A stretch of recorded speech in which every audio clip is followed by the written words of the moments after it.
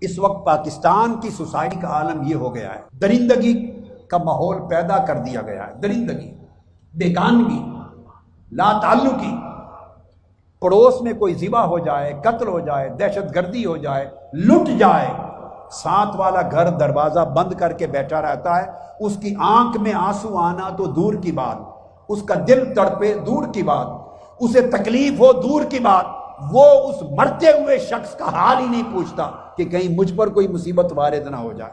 سڑک پہ کوئی قتل ہو جائے، ایکسیڈنٹ میں مر جائے، پاس سے گاڑیوں پر لوگ گزر کے چلے جاتے ہیں، تڑپتی ہوئی لاشیں آنکھوں کے سامنے رہ جاتی ہیں۔ اور 17 جون کو جو ہوا، یہ مسلمان کہلانے والے گولیاں چلا کے لوگوں کو شہید کر کے لاشیں گرا رہے ہیں، 100 کے قریب گولیوں سے چھلنی کر کے خون کی ندیاں بہا رہے ہیں۔ یہ نہ ایمان ہے نہ انسانیت ہے، یہ کفر سے بھی بدتر وتیرہ ہے جو ہم نے اپنی سوسائٹی میں روا کر رکھا ہے۔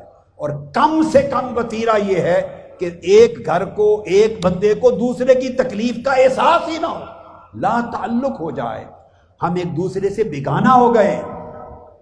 اگر یہ بیگانگی ہی رکھنی ہے تو یہ بیگانگی تو میرے بھائیوں اور میری بہنوں اور بیٹوں اور بیٹیوں، یہ بیگانگی تو بڑی وافر مقدار میں سوسائٹی میں پہلے موجود ہے۔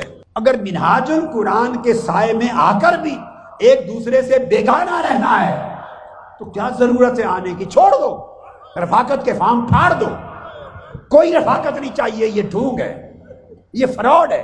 اگر رفیق بن کر یشد بعضہ بعضا، ایک دوسرے کو مضبوط نہیں کر سکتا اور ایک دوسرے کی تکلیف پہ رو نہیں سکتا اور اس کی تکلیف کا درد اپنے وجود میں محسوس نہیں کر سکتا، اگر یہاں آ کر بھی باہم بیگانہ رہنا ہے تو بیگانگی تو پہلے فراوانی کے ساتھ پورے ملک میں ہے۔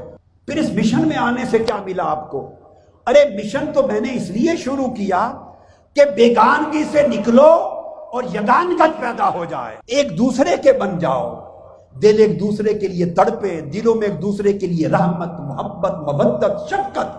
بھائی شفقت و محبت کے سوداگر بنو گے تو پھر یہ محبت تم سے آگے سوسائٹی کو بھی ملے گی اور سوسائٹی بھی فیضیاب ہوگی۔ لہٰذا رفاقت کا مطلب ایک دوسرے کے ساتھ اخوت، محبت اور مودت ہے، ایک دوسرے کے دکھ درد کو اپنی زندگی میں محسوس کرنا۔